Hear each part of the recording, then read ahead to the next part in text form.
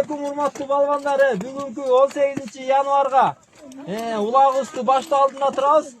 Анан бүгүнкү жумага силерге кимдер спонсор болду тааныштырып коеюн жигиттер, башында эле Акталалык Курманбек байкеңерден 1000 сом, Швециядан которуп атат. Экинчи Ысык көлдүк Жолбошбек байкеңерден 500 сом.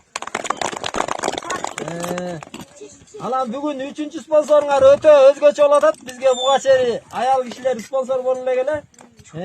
Акбөр деген эжекебиз, Чолпон атадан 3000 сом силерге берди. Ошо эжекеңерге чоң рахмат деп коелу.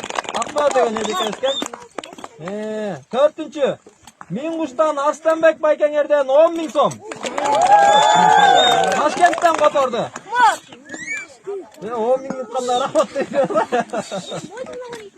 5-чү Сауд Арабиядан стенд байкеңер Абдул Басит байкеңерден 500 сом. Абдул Басит байкеңерден. 6-чы Оштон Кара Судан Жантөрө байкеңерден 1000 сом.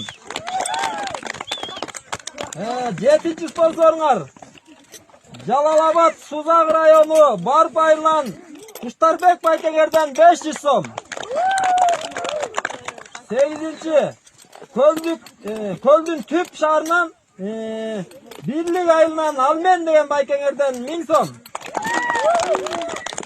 9-чу спонсоруңар Ысык көлдүн Түп районунан Талды Суу айылынын 91-чи жылкы 11-чи Г класстын атынан 11Г класстын атынан 1000 сом силерге.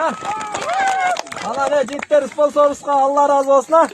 Бүгүн эми оюнду жакшы өткөрүп алалы жигиттер.